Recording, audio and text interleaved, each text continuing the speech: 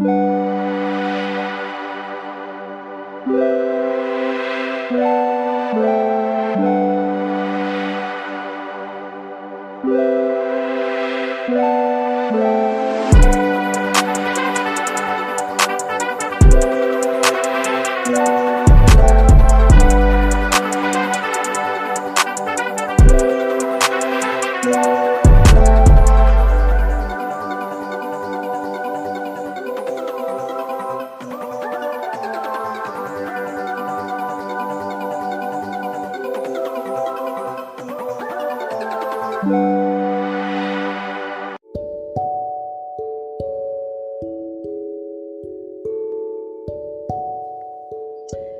everyone, and welcome back to another episode of I'm Not Gonna Be Quiet.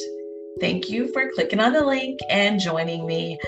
Again, this is always so special when you take the time out of your busy schedule and, sit with me for a good 45 minutes and just be in community with me. So let's get free together. Today, my guest is Naima Wartts. She is a Black woman whose pronouns are she, her, and hers. Naima has been living with a brain disorder for 24 years. Welcome, Naima. Welcome. I'm glad to be welcomed. You are. I feel like, when I talk, I kind of have this singer actor in my head, and so when certain words come out, I usually connect it with a song, and I feel like there's a welcome church song or something. I don't know what it is, but I wish I could sing it for you. But either way, I'm so happy that you agreed to join me today to talk a little bit about your journey. This is really helpful information that I think people will find useful. I think people will be able to connect with your experience. Thank you so much, Danica. It has been a long journey for me. And I believe that initially it was very difficult for me to see purpose in all that I've experienced. And coming around full circle at this point, after having lived with this brain disorder for more than 2 decades, I'm recognizing that no pain is without purpose. And that has been just a key theme for me throughout my journey. Yeah, that's quite the revelation, right? I think that is kind of the point of our existence. This is just my own feeling, right? We all have purpose, and we define it according to what we know. Mm-hmm. And when you discover it, it just opens up a brand new way of seeing things, of existing, of moving in the world, and developing relationships. So I'm so excited to get to learn more about your purpose. But first, before we jump into the nitty-gritty, tell me a little bit about yourself. Well, I'm a woman of 46 years old, very grateful to have reached this milestone age. I think that when I was younger, I thought life would end at 21. Twice that age, I recognize that there are definitely advantages to every decade of your life, and you're gaining wisdom, and you're gaining experience, and you're gaining gray hair. So I have some of those. I can identify. But as for who I am and who I've become, I have lived in St. Louis my entire life. And that was only broken by a 4-year stint in Atlanta at Spelman College. And so my initial years were very countercultural, Danica. My family was one of the only ones in my neighborhood that was a 2-family home. And I know you are aware of just how influential that particular factor could be in a young woman's life. And so my family really emphasized education.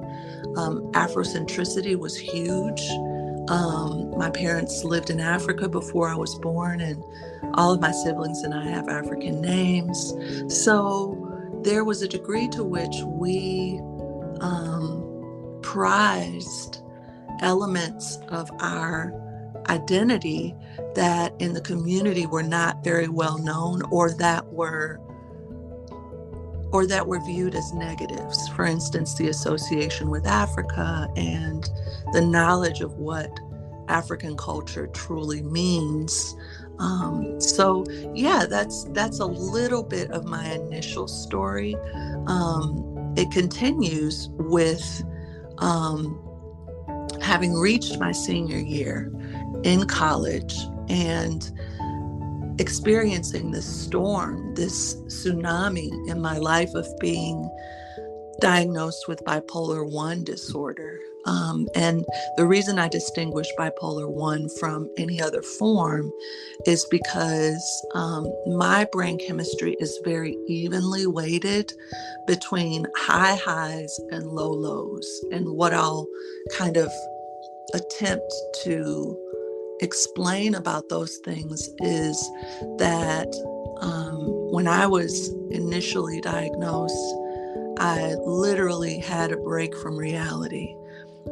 It was completely contrary to my normal demeanor, and people immediately knew that there was something amiss. And so I was hospitalized very quickly after those symptoms began.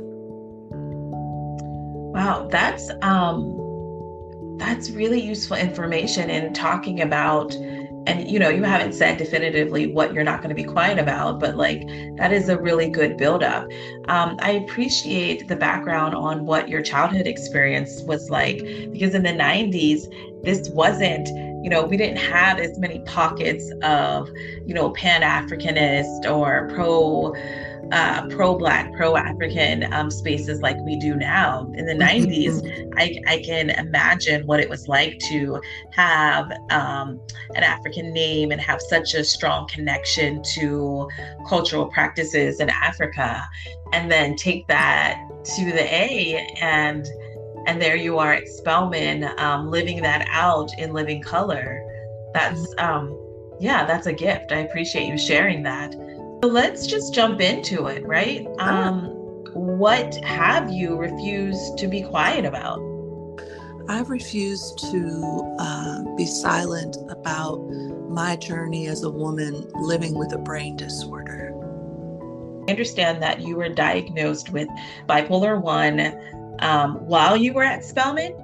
Yes, my senior year, when I was anticipating, all of the fanfare of graduation and just experiencing all that excitement, my brain chemistry was shifting dramatically from a normal range into a state that continued to progress until I was completely broken from reality. My experience begins with my junior year trip, a very exciting and wonderful trip to Senegal, West Africa. I spent an entire academic year there in an Islamic country, learning more about my heritage and the heritage of others. When I returned, though, Danica, I was just squeezed out like a sponge. I didn't have any energy. I was sleeping excessively. And I thought that it was just culture shock. They say that when you return from an international location to your home, you experience kind of a fish out of water feeling. Right. And so that's what I assumed that lethargy was. But what I didn't realize was that I was moving into my very first episode of clinical depression. And so after I returned and that summer went by, my mood began to change. That first semester, I was very, very deeply hindered from from pursuing my academic life, I remember sitting in front of a computer, Danica, and not being able to write a single sentence for an hour. And I was an English major. I'd always been able to express myself in writing, and I could kind of pop out a paper really quickly. So it was frightening to me to not have that connection any longer to my essential creativity and my writing ability. So when I went home for Christmas break of that year, I had failed every single class of my first semester of my senior year. And I didn't tell my parents until I arrived home. And so they were completely flabbergasted. I mean, I'd always been a student who took her responsibilities seriously. And so they had no explanation. I had no explanation. But when I went home, it was almost as if there was this dramatic flipping of a switch, because whereas before I had no energy, now I was effervescent. I was experiencing a lot of joy and creativity. So I was like, oh, I'm back. It was just a blip on the radar, an isolated incident. And what I didn't realize was that I was experiencing what they call hypomania, which is the preceding period before you enter into true madness or a break from reality. And so when I returned from my Christmas break, I was writing constantly. I was feeling like I was getting these revelations from everything that I was seeing. And I began to dress out of season. It was the middle of February, and I was in summer dresses and walking around campus and experiencing something called pressured speech, which, as you imagine, is, speaking so quickly that nobody can understand what you're saying, and you're moving from topic to topic, and, whereas my normal demeanor was very even-tempered, people immediately noticed that, okay, something is going on with Naima. She needs to get some help. So that's the initial onset of those manic symptoms. So that is so fascinating to hear in that order, and to hear how many people you had touches with that were witnessing this change in conduct and behavior, and making sense of it as like, well, that's a little off. But it wasn't until you returned to Spelman that people started to sound the alarm. Exactly, because depressive symptoms are not as noticeable. You can kind of cocoon yourself in your room, and nobody is really aware of what you're going through. But in the opposite range of bipolar disorder, when you're manic, everything is out front. Mm-hmm. It's visible, it's visceral. People can sense that your entire vibe has changed dramatically, and it was extremely painful, I think, to see that something so dramatic was going wrong, especially in this culminating year of our academic lives. I imagine in that space there was already a detachment from reality and some distorted thinking. And so what was your response when your friends and cohort members were saying, something's off? Are you okay? What's going on? I was at that time very embroiled in my own internal sense of rightness. And the only way that I can explain that, Danica, is that my reality seemed as real to me as their reality seemed to them. Right. And so I was questioning their evaluation of my behavior, because from my own internal point of view, all was well. And that is one of the most difficult aspects to break through for people that are attempting to care for people with brain disorders, is that they are attempting to fight through this wall of false reality that their loved one or their friend is going through.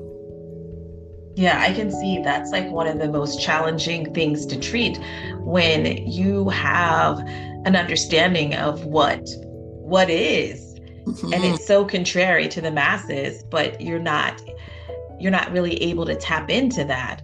And so I imagine there were a series of these episodes that went on over the course of several years. How long did it take for you to be able to be in a place to be treated and to be in a place where you could hear that this is what's happening with you, Okay. right? Well, my brain chemistry was so extreme that I was almost immediately flagged as having some type of mental instability. And so my cousin came to Spelman's campus and she took me to a specific hospital that was equipped to diagnose and treat people with brain disorders. And she had no idea what category that might fall into. But my extremity of symptoms was actually a huge blessing, Danica, because I was immediately diagnosed, immediately treated. And many people go through their entire lives just feeling as if they're out of sync with everyone else, or being labeled strange or moody or weird. And they're not aware that there are treatments available um, just as effective, for instance, as insulin is for diabetes. And brain disorders are physical disorders. They can be treated with medication that is designed to equalize the balances of your brain chemistry. Shame carries a lot of weight. Mm-hmm. It's, it really attacks the self-esteem, your self-identity. It attacks every part of who you are. Okay. And so how did that hurt you? How did that delay your healing? How did that impact your relationships? How did Absolutely. you manage it? Absolutely.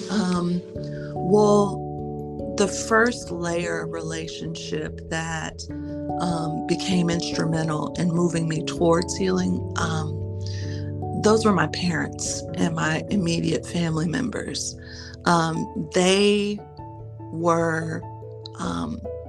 They were just attempting to move forward in this huge learning curve of knowing exactly what to expect and who I would become and all of the ins and outs of that.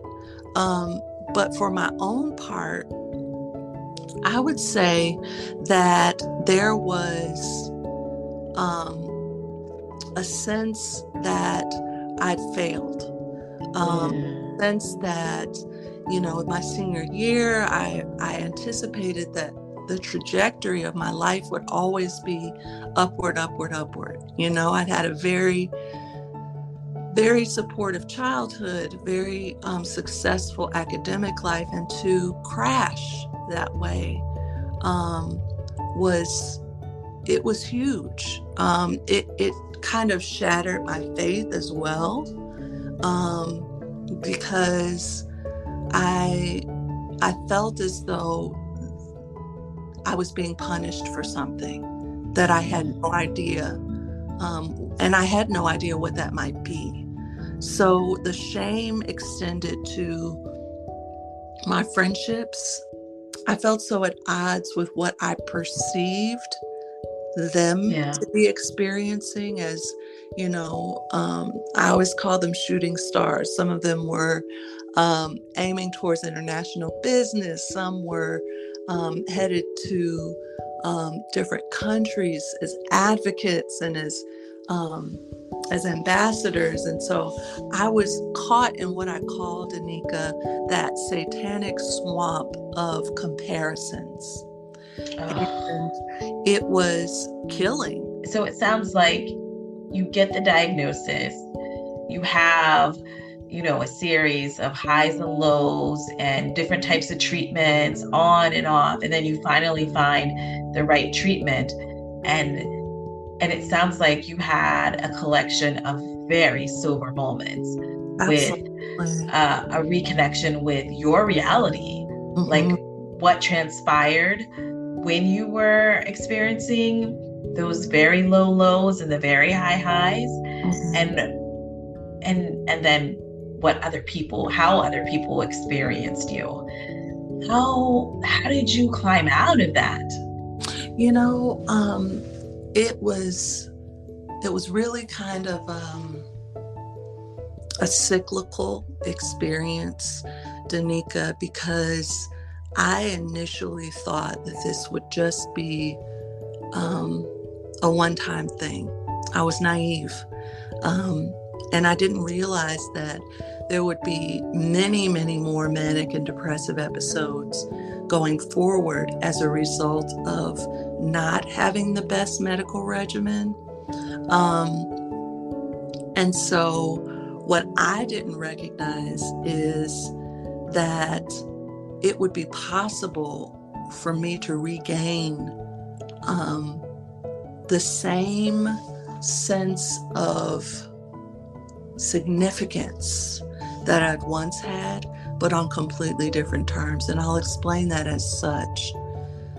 I went to a group therapy called Pro-Covery, and it was so revelatory to me, the premise of that particular group therapy, because they said, okay, you may not be able to go back at all and recover the things that you once thought would be the primary elements of your life, but you can take every piece of that brokenness and that pain into the future and pro-cover as you address your issues, as you speak to other people, as you come out of that cocoon of shame.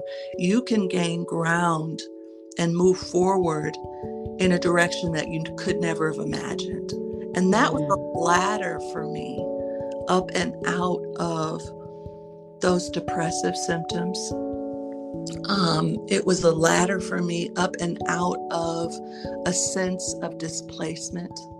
And so I really began to understand that storm in my life was not designed to derail me or to destroy me, but it strengthened me, just like the trees that are in the forest and they are being blown and tossed by the wind. Well, the little sapling is like, what in the world is going on here?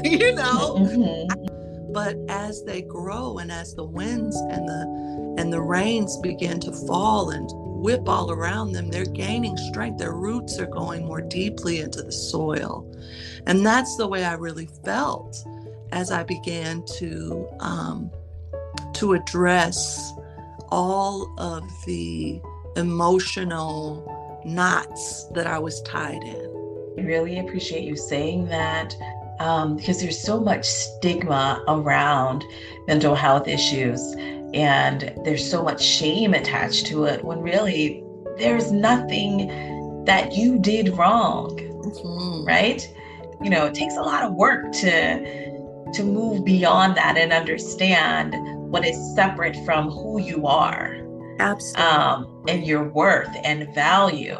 And it sounds like you were able to do that in community with others. I don't think that I could have pro-covered. I don't think that I could have gone forward without the stories and testimonies of other people who'd gone before and who had become useful and who had become peaceful about who they were and the parameters in which they now had to live. And when I say parameters, I don't mean limitations, but I simply mean the regimens that have to be a part of the lives of people who are seeking to gain ground in their lives, the medications and the physicians and the caseworkers. All of those things I call, Danica, my constellation of support. Because when my sky is dark, when I don't know how to direct myself, I can look up and see my parents, see my brothers, see my caseworker, my physician, and they can guide me forward. Ashe, I love that for you. I love that for you. And I think just like folks were able to support you and help you and give you the map to find your way out and to recover and to heal, I think you being able to not be silent about your mental health status, your lived experience, and everything you've gained from separating yourself from the stigma of having a mental health diagnosis is going to help so many other people. And so I'm curious, as you started to develop language to define and describe what you were experiencing, and really setting a course, a new course, yes. Based on your new vision and understanding of who you are, what did you, in retrospect, what did your silence cost you? I think it costed me many years of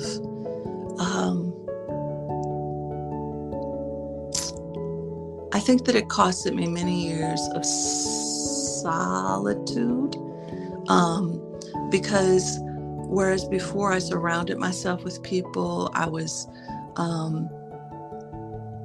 in long-term friendships. I think that there was a degree to which I felt unworthy of their affections, of their love, of their positive evaluations. And so once again, that swamp of comparison kept me from really leaning on and enjoying friendships that could have been completely life-affirming and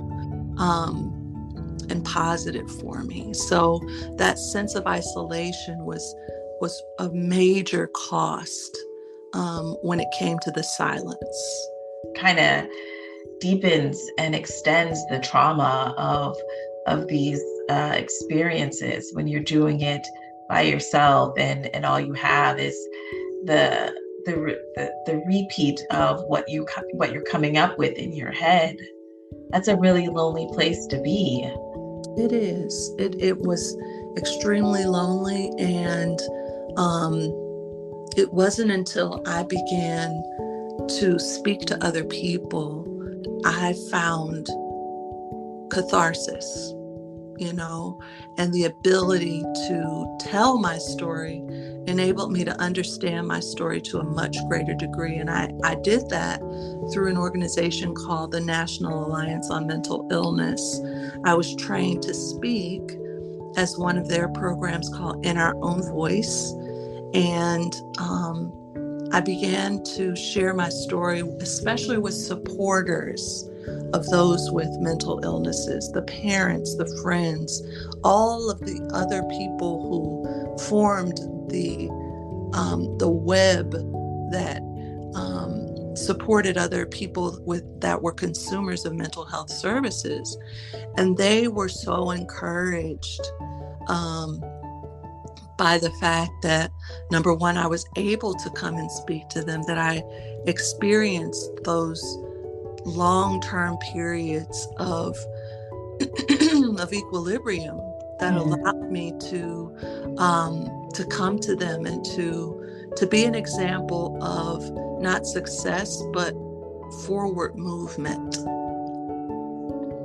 Yeah, that's so beautiful to hear, because that's the truth. That's the path to healing for all of us, right? I mean, there are other interventions, but truly the end, right? The final step is to use your voice. Absolutely. Right? The only way to find your voice is to use it. And so you just take one step at a time and you say a little bit. And then the next time you say more. And then before you know it, you've said it all. And then you keep saying it.